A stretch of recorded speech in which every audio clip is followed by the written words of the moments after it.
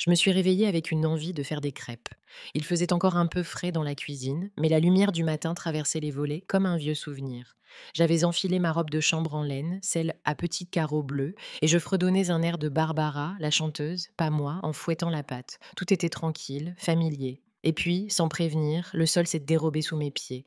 Ce n'était pas une chute, pas tout à fait. Plutôt comme si l'air lui-même m'avait échappé et mon corps, surpris, avait dû s'agripper au plan de travail. Le bol de pâte a glissé, éclaboussant le carrelage d'un beige collant. Mon cœur battait trop vite, ma bouche était sèche, et pendant quelques secondes, je n'arrivais plus à bouger. J'ai mis ça sur le compte de l'âge. 76 ans, ce n'était pas jeune, mais je suis encore vive d'esprit.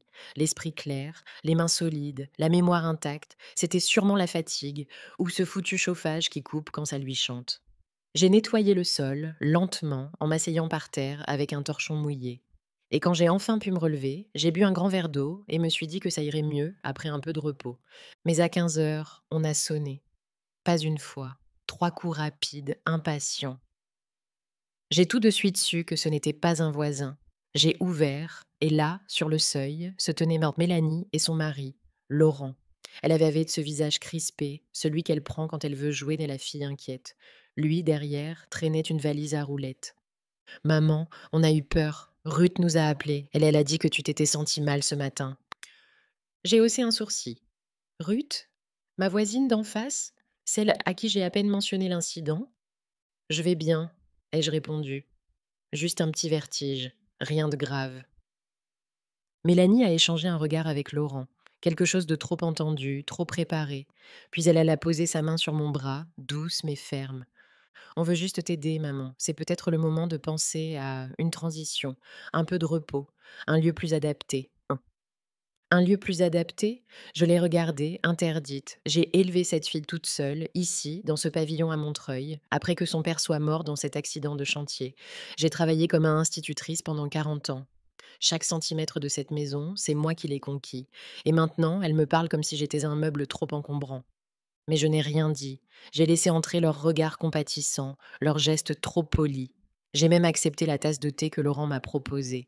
Mon instinct me murmurait quelque chose, un frisson d'alerte dans le dos. Mais je l'ai étouffé, parce que c'était Mélanie, ma fille. Et on ne doute pas de sa propre fille. Pas tout de suite. Le lendemain matin, Mélanie m'a réveillée avec un sourire trop large pour être sincère. Elle avait préparé une petite valise, la mienne, celle que je n'utilise que pour les séjours chez mon amie Jeanne à Nantes, et l'avait posée au pied de mon lit, sans même me demander. On a pensé que ce serait bien pour toi de changer d'air, juste quelques jours dans un centre de repos. Rien de médical, hein, juste un endroit paisible pour te détendre. Je me suis redressée sur les oreillers, encore engourdie, le cœur serré sans comprendre pourquoi. Un centre? J'ai essayé de rire. Je ne suis pas en convalescence, Mélanie, j'ai eu un vertige. Rien de plus. Elle s'est assise au bord du lit, ses mains sur mes genoux comme si j'étais une patiente à rassurer. Maman, tu es fatiguée. Tu vis seule depuis si longtemps. Tu ne t'écoutes pas. Ce centre, c'est plus comme un hôtel. Un spa. Tu verras. Tu vas adorer. Laurent attendait déjà dans la voiture quand elle m'a poussé doucement vers la sortie. Je n'avais rien contre un peu de repos. Et puis, c'était petite Mélanie. Je l'avais vue pleurer, à mes pieds, quand elle avait raté son premier concours d'entrée à Sciences Po. J'avais vu ses mains trembler quand elle m'avait appris qu'elle attendait un enfant à 20 ans. On avait traversé tant de choses ensemble. Si elle disait que c'était pour mon bien, dans la voiture, ils ont mis de la musique douce, parlé de la pluie, du gouvernement, de l'état de la ligne A du RER. Je regardais les rues de Montreuil défiler, familières et lointaines à la fois, jusqu'à ce que les immeubles disparaissent peu à peu, remplacés par des pavillons bourgeois et des jardins bien taillés. C'est à Champigny, a dit Laurent d'un ton léger. Le domaine des Tilleuls, très bien noté. Je n'ai rien répondu. Le nom sonnait plus comme un établissement que comme un lieu de vacances. Mon ventre s'est serré. Quand on est arrivé devant le portail en fer forgé, j'ai eu un vertige bien réel cette fois. Le bâtiment était élégant, trop calme, des haies impeccables, des vitres opaques. Une femme en tailleur beige nous attendait devant l'entrée. Bonjour, Madame Dumas, nous vous attendions. Madame Dumas. C'était mon nom, oui. Mais pourquoi l'attendait-on comme une cliente planifiée? Et pourquoi Laurent tendait-il déjà une carte d'identité et des papiers? Je me suis retournée vers Mélanie. Elle évitait mon regard. Son sourire avait disparu. Juste un week-end, maman. Fais-nous confiance. J'ai senti quelque chose basculer. Mais je suis entrée. Parce que je n'étais pas prête à croire, à ce moment-là, que ma propre fille m'avait déjà laissée derrière. Dès que les portes se sont refermées derrière moi, j'ai su que ce n'était pas un hôtel. Le hall était trop silencieux, trop propre. Pas un rire, pas une odeur de café, juste ce parfum de désinfectant et de fleurs artificielles qui ne trompent personne. Deux femmes en uniforme blanc se sont approchées, souriantes, mais distantes, comme des hôtesses de l'air avec un vol annulé à annoncer. Nous allons vous accompagner à votre chambre, Madame Dumas. Vos effets personnels seront montés dans un instant. Je voulais protester, dire que j'avais seulement prévu un week-end, mais elles étaient déjà en train de m'escorter vers l'ascenseur. Je me suis retournée pour chercher Mélanie, mais elle n'était plus là. Ni Laurent. Ils étaient partis comme s'ils n'avaient jamais été là. Ma chambre était spacieuse, avec un lit réglable, une grande baie vitrée et des rideaux couleur crème. Trop neutre, trop impersonnel. Il y avait un fauteuil en cuir gris, une télévision fixée au mur et sur la table de chevet, un livret relié. Règlement du domaine des tilleuls, informations et horaires. Je me suis assise sur le lit, le souffle court. J'ai voulu appeler Mélanie, mon téléphone. Introuvable. Je me suis levée, fouillée, regardée dans la valise. Vide, juste quelques vêtements, un nécessaire de toilette, pas de chargeur, pas de portable. J'ai sonné. Une infirmière, c'est bien comme ça qu'elle s'est présentée, est venue, calme et polie. Je voudrais mon téléphone, ai-je dit. Je ne suis pas ici pour un séjour médical. LR se ressourit doucement. Les communications personnelles sont autorisées pendant les heures dans les heures de visite. Vous pourrez contacter vos proches demain. Mais c'est que non, je veux téléphoner maintenant. Elle n'a pas bougé. C'est pour le protocole, Madame Dumas. Votre fille a signé les conditions d'admission. Elle est votre référente légale. Là, j'ai senti un froid glacial me traverser la nuque. Ma référente légale, qu'est-ce que ça veut dire? Elle m'a regardée comme on regarde une patiente désorientée. Toutes là, les informations sont dans le dossier. Si vous avez des questions, nous pouvons appeler votre médecin référent. Je n'ai pas insisté. Pas tout de suite. J'ai attendu qu'elle parte, puis j'ai ouvert le livret, fouillé chaque page. Il y avait mon nom, mon âge, mon adresse, et dans la section Contacter,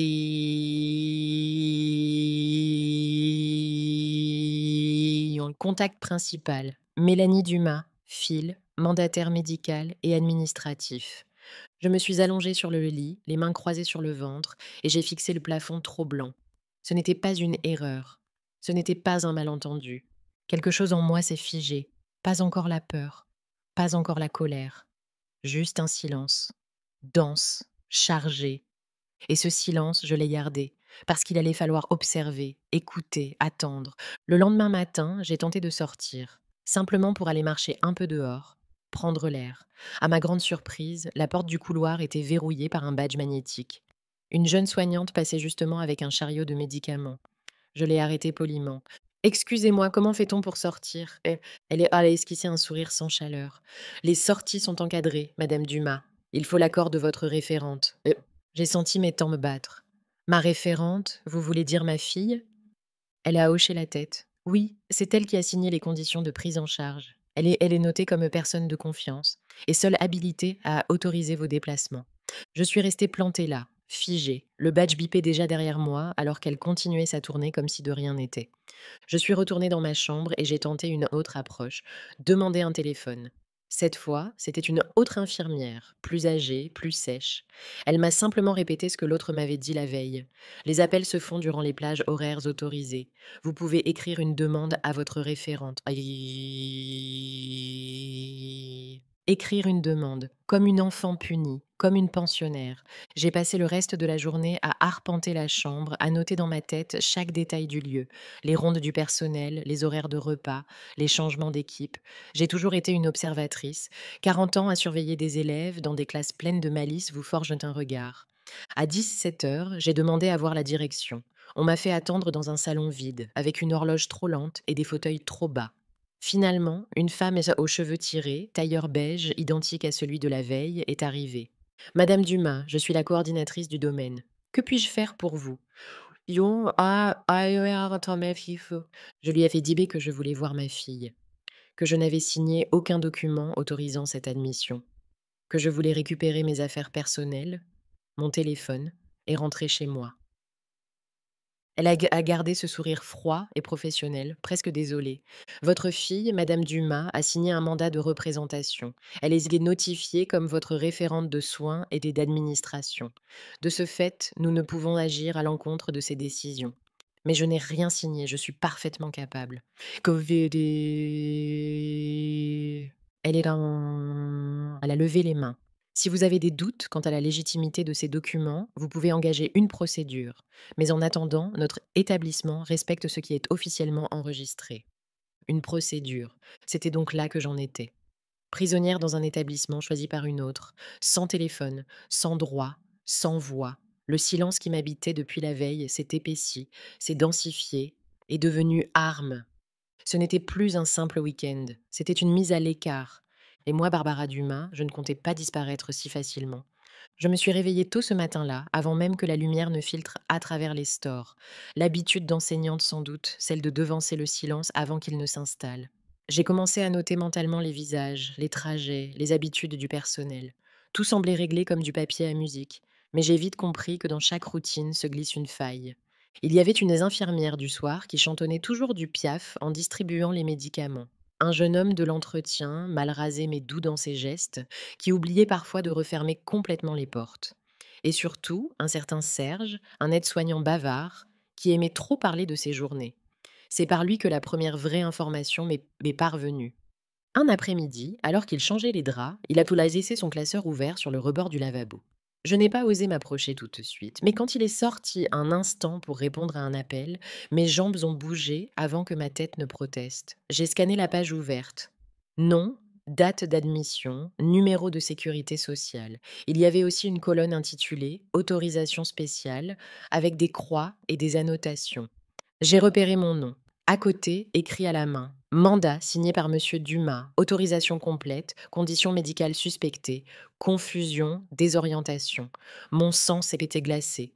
On avait inscrit noir sur blanc que j'étais confuse, désorientée. Moi qui avais aidé des générations d'enfants à apprendre à lire. Moi dont la mémoire reste plus vive que les programmes scolaires de l'éducation nationale. Je n'ai pas eu le temps de prendre une photo ni de copier quoi que ce soit. Mais je n'avais pas besoin de preuves encore. Pas tout de suite. Ce que je tenais, c'était une certitude. Mélanie avait menti sur mon état mental. Et cela, je le garderais au chaud, comme une braise sous la cendre. J'ai recommencé à observer avec une précision chirurgicale. Les changements d'équipe avaient lieu à 8 h et 16 heures. La cuisine livrait les plateaux à heure fixe, mais parfois un stagiaire faisait les allers-retours dans les étages, seul. Je notais tout dans ma tête. Je n'avais ni carnet ni stylo, mais ma mémoire, elle, était affûtée. La nuit suivante, j'ai rêvé de la table en bois de ma cuisine, celle qui donnait sur le jardin. J'y voyais mon nom gravé dans les plis du bois, mon nom à moi. Pas celui qu'on enferme derrière des dossiers, pas celui qu'on déforme pour le faire taire. Et je me suis réveillée avec une certitude froide. La sortie ne viendrait pas d'eux. Elle viendrait de moi. Pendant ce temps, à Montreuil, la vie reprenait sans moi. Je l'ai appris par bribes, au détour des conversations chuchotées dans les couloirs, ou des remarques échappées entre deux tournées de médicaments. Mélanie et Laurent avaient de changer les serrures de la maison. Pas de façon temporaire, non, définitivement, comme si je n'allais jamais y revenir. Ils avaient même fait réexpédier mon courrier vers leur propre boîte postale. L'idée seule m'a laissé sans voix. Ma maison, celle que j'avais achetée après des années de sacrifice, celle où chaque fissure du mur portait l'empreinte de ma vie, n'était plus à moi. Elle leur servait maintenant de domicile, de confort, peut-être même de tremplin social. Une aide-soignante, plus jeune, a mentionné en passant que ma fille semblait très impliquée dans mes affaires. Elle avait assisté Mélanie lors d'un appel téléphonique avec un notaire. Un notaire, je n'ai pas réagi sur le moment. Mais cette information m'a traversée comme une lame. Mélanie ne se contentait pas de me cacher. Elle officialisait ma disparition. Je n'avais plus d'accès à mes comptes. Plus de nouvelles de mon amie Ruth, ni même une carte de Nia, ma petite fille. Et pourtant, je savais que quelque chose clochait. Ruth n'était pas du genre à laisser le silence s'installer. Elle devait avoir tenté de me joindre. Mais les murs du domaine étaient faits pour bloquer, filtrer, isoler. J'ai alors compris que Mélanie avait tout prévu. Elle avait construit un récit. Sa pauvre mère, confuse, incapable, fragile. Et ce récit, elle l'avait vendu aux voisins, aux anciens collègues, peut-être même à l'église. Elle l'avait tissé comme une toile, pendant que moi, j'étais enfermée dans une version d'elle qu'elle avait façonnée. Mais je n'étais pas confuse, ni perdue, ni malade. J'étais en colère, calme, mais en colère. Et cette colère, je l'ai laissée se transformer en lucidité. Si elle voulait faire croire que j'étais effacée, alors je devais devenir impossible à ignorer. Ce n'est pas à Montreuil que j'avais commencé à me battre. C'est là, dans cette chambre impersonnelle, en serrant les bras contre ma poitrine, que j'ai juré de retrouver mon nom, mon histoire et ma voix. Pas pour la crier, pour la poser. Immuable, inattaquable, c'est une serviette roulée qui m'a donné mon ouverture. Un matin, l'un des agents d'entretien, un jeune homme timide nommé Idriss, a laissé traîner son chariot dans le couloir alors qu'il discutait avec une collègue à l'autre bout. Dans le compartiment des produits ménagers, entre deux paquets de gants, j'ai trouvé un bloc de post-it oublié. Mes mains ont tremblé légèrement, mais je suis restée calme. J'en ai pris un, discrètement, et je l'ai glissé dans la manche de mon pull. De retour dans ma chambre, j'ai attendu que le couloir soit vide. Puis, avec le seul stylo que j'avais réussi à subtiliser à la réception quelques jours plus tôt, j'ai écrit une phrase courte, précise. C'est Barbara Dumas. J'ai été enfermée ici contre ma volonté. Contactez rue de Benoît, 14 rue des Mûriers, Montreuil. Dites-lui que j'ai besoin d'aide. Je l'ai relu 3 fois, puis je l'ai plié en 4. À l'heure du déjeuner, Idriss est revenu, seul cette fois, pour vider la corbeille. Je l'ai appelé doucement. Il a ouvert la porte avec un sourire hésitant. Idriss, je peux te demander un petit service? Il m'a regardé, surpris. J'ai glissé le papier dans sa main, sans lui laisser le temps de répondre. C'était juste une note pour une voisine. Rien d'illégal, je te le promets. C'est très important. Il a regardé autour de lui, puis a hoché la tête. Pas un mot. Il est reparti avec son chariot. Je ne l'ai pas revu pendant 2 jours. Et puis, à 16h30, un jeudi, la direction m'a informé qu'une visiteuse m'attendait à l'accueil. Une avocate. Je suis restée interdite. Une avocate? J'ai traversé le couloir, encadrée par une aide-soignante, et quand j'ai vu la jeune femme debout près du comptoir, j'ai su que Ruth avait compris. Kiana Benoît, la fille de Ruth. Elle portait un manteau noir impeccable, une sacoche en cuir sous le bras, et son regard était aussi aiguisé qu'un bistouri. Madame Dumas, je suis ici à la demande de votre voisine, et maintenant à la vôtre. Et quand c'était. Elle a sorti une pochette de son sac et l'a posée sur le bureau. J'ai les documents. Nous allons contester l'ensemble des signatures et demander une expertise indépendante. C'est comment c'est. Je n'ai pas pleuré. Je n'ai même pas souri. Je me suis contentée de souffler longuement, comme si je n'avais pas respiré depuis des semaines. Tout s'est accéléré après la visite de Kiana. Elle est revenue 2 jours plus tard avec un huissier et une copie certifiée d'un mandat de protection future que je n'avais jamais signé. Elle avait obtenu une suspension d'urgence de son application. La direction du domaine des Tilleuls, soudain bien moins assurée, nous a reçus dans un bureau feutré, visiblement nerveuse. Kiana a tout mené avec calme, une voix posée, des mots nets, sans jamais hausser le ton.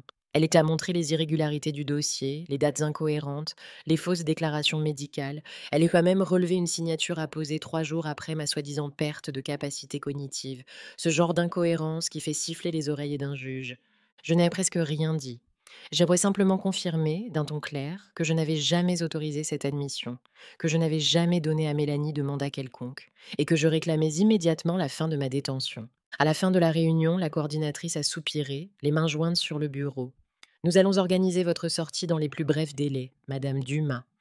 Le lendemain matin, j'ai quitté la chambre que je n'avais jamais choisie, une simple valise à la main. Personne n'a applaudi. Personne n'a versé de larmes. J'ai traversé le hall en silence, le même silence glacé que celui de mon arrivée. Mais cette fois, ce silence m'appartenait. Ce n'était plus celui qu'on m'imposait, c'était celui que j'avais conquis. Kiana m'attendait devant l'entrée, son manteau battant légèrement dans le vent. Elle a ouvert la portière de sa voiture, sans un mot. Je suis montée sans me retourner. Nous n'avons pas parlé tout de suite. Il y avait entre nous cette compréhension silencieuse que seules les femmes qui se sont relevées seules peuvent partager. Quand nous avons franchi les grilles du domaine, un frisson m'a traversé, mais pas de peur. C'était de l'air libre. Je respirais à nouveau. Et mon nom, mon vrai nom, n'était plus un fantôme sur un formulaire. Je n'étais plus une patiente, je redevenais une femme, une mère, une voix. Je n'ai pas remis les pieds à Montreuil tout de suite. Kiana m'a hébergée chez une amie à Cachan, le temps que les procédures commencent. Ce n'était pas grand, une chambre mansardée avec une fenêtre sur les toits, mais c'était à moi, pour un temps. Un lieu sans faux sourire ni serrure verrouillée. Kiana a déposé plainte au pénal pour abus de faiblesse et escroquerie.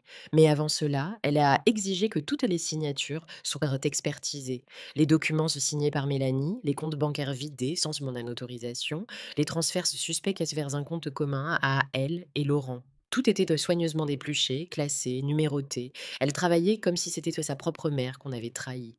Mélanie, elle, a essayé de réagir. Elle a fait déposer une attestation de soutien filial, affirmant que tout avait été fait dans mon intérêt, que j'avais eu des accès de confusion, des pertes de repères. Elle a même amené 2 voisins pour témoigner, des gens que je connaissais à peine, pour affirmer que j'avais eu des absences ces derniers mois. Mais ça ne suffisait pas. Pas face aux preuves de manipulation, aux relevés bancaires, aux témoignages de soignants troublés. Laurent, lui, a disparu. Plus une trace. Kiana a souri en coin en m'expliquant qu'il s'était mis en retrait dès que les premières lettres d'assignation étaient arrivées. Un homme pratique, pas fidèle, le genre à fuir dès que les fondations bougent. Nous avons assisté à l'audience préliminaire. Le juge, un homme sec au regard franc, m'a écouté lire ma déclaration. Je n'ai pas pleuré, j'ai parlé simplement de ma maison, de mes souvenirs, de cette sensation de devenir invisible. J'ai terminé en disant: on m'a fait croire que j'étais un fardeau. Mais je ne suis pas un poids, je suis une racine, et je suis encore debout. Le silence qui a suivi valait toutes les victoires. Pas de cris, pas de confrontation, juste la vérité, posée là, nue. Mélanie n'a pas croisé mon regard en sortant du tribunal. Ce n'était pas encore fini, mais je savais déjà que quelque chose s'était fissuré, pas seulement dans sa défense, mais dans l'histoire qu'elle avait construite autour de moi. Et ces fissures, lentement, allaient tout faire s'effondrer. J'ai pris une décision dès la fin de l'audience. Je ne retournerai pas vivre dans cette maison. Elle avait été souillée, défigurée. Je ne pouvais plus voir cette façade sans entendre le claquement d'une serrure changée sans mon accord, sans sentir le froid de l'oubli imposé. Mais je n'allais pas disparaître. Non, je voulais être là, juste là, assez proche pour être vue, trop proche pour être ignorée. Avec l'aide de Kiana, j'ai trouvé un appartement dans la résidence juste en face. Même cour, même haie, ce même banc, à peine 30 mètres de ma vieille porte d'entrée. L'ancien locataire, un retraité qui partait s'installer chez sa fille à Limoges, était pressé de vendre, et moi j'avais de quoi acheter grâce à une ordonnance provisoire qui avait gelé la moitié des actifs familiaux en attendant le jugement. J'ai emménagé un mardi. Le soir même, en tirant les rideaux, j'ai vu Mélanie ouvrir ses volets. Elle m'a vue. Elle a reculé, comme si ma simple présence était un rappel trop brûlant de ce qu'elle avait tenté de faire. Je n'ai pas bougé, je me suis contentée d'arroser mes plantes sur le petit balcon en fond. Les jours suivants, j'ai pris l'habitude de sortir à heure fixe. Promenade dans la cour, lecture sur le banc du Magnolia, marché de quartier le samedi matin. Jamais un mot, jamais un geste, juste une constance, une silhouette familière, tranquille. Et cette constance, je le savais, devenait insupportable pour elle. Laurent n'était plus là. Un matin, j'ai vu un utilitaire emporter des cartons. Il n'est jamais revenu. Mélanie vivait seule dans cette maison désormais, celle qu'elle avait convoitée, manipulée, presque volée. Mais elle n'y trouvait pas la paix. Je le voyais à la manière dont elle passait vite d'une pièce à l'autre, aux rideaux qu'elle tirait toujours trop tôt, aux lumières allumées en plein jour. Je n'ai pas cherché à l'affronter. Ce n'était pas mon combat. Mon combat, c'était de rester debout, digne, présente. Je n'avais pas besoin de hurler. Il suffisait d'être là, chaque jour, sans faille, à la place qu'elle avait voulu occuper à ma place. Mais cette place, elle ne pouvait plus l'habiter sans se heurter à mon regard. Un samedi matin, alors que je lisais sur le banc de la cour, une voix douce m'a fait lever les yeux. Mamie, c'était Ténia, ma petite fille. Elle portait un sweat à capuche trop grand pour elle et des baskets pleines de poussière, comme si elle avait traversé toute la ville à pied. Je l'ai regardée un instant sans oser bouger. Elle a ajouté, plus bas: je savais pas si t'étais encore là. Je me suis levée, doucement, et je l'ai prise dans mes bras. Elle a senti le savon à la fleur d'oranger et un peu la sueur, une odeur de vérité. Nous sommes restés là, en silence, pendant de longues secondes, puis elle a reculé d'un pas, les yeux embués. Maman m'a dit que t'étais malade, Mais j'ai su que c'était faux. Elle parle de toi comme si t'étais déjà plus là. Mais tu là. Je l'ai invitée à monter. Dans mon salon encore peu meublé, elle s'est assise au sol, comme quand elle avait 8 ans. J'ai fait chauffer du thé. Elle n'a pas posé beaucoup de questions. Pas tout de suite. Elle a regardé les murs, les cadres encore vides, puis elle aura demandé doucement: «Pourquoi elle t'a fait ça?» Je n'ai pas répondu par rancune. Je lui ai parlé de peur, de contrôle, de ce que les gens sont capables de faire quand ils refusent encore de voir les autres comme ils sont vraiment. Je n'ai rien dit de trop cruel. Nia n'avait pas apporté cette douleur. Mais elle avait droit à la vérité. Après cela, elle a commencé à venir chaque semaine, toujours le samedi, parfois seule, parfois avec un petit sac de courses.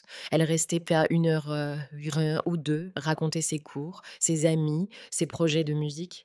Elle riait à nouveau dans cet appartement silencieux, et chaque rire réparait un peu de ce que sa mère elle avait brisé.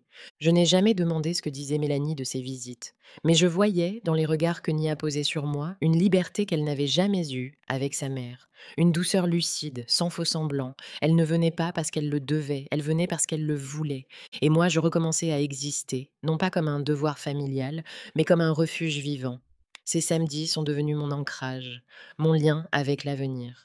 Et dans les yeux de Nia, je voyais quelque chose que ni tribunal, ni document signé, ni silence forcé ne pourraient jamais éteindre. La reconnaissance. La première fois que j'ai remarqué l'absence de Laurent, c'était un mercredi. Plus de voitures devant la maison, plus de volets ouverts au petit matin, juste le silence. Un silence lourd, presque gêné, comme un corps que l'on tente de cacher sous des draps bien tirés. Mélanie descendait chercher le courrier en robe de chambre, les cheveux en désordre, l'air perdu. Elle ne m'a pas vue, ou a fait semblant de ne pas me voir. Je n'ai pas bougé. Quelques jours plus tard, j'ai surpris une dispute à travers les murs fins de l'immeuble. Mélanie criait au téléphone, des mots hachés, des phrases qui se terminaient dans des sanglots. Tu m'as laissé tomber. C'était notre plan à deux. Je n'avais pas besoin d'entendre la suite.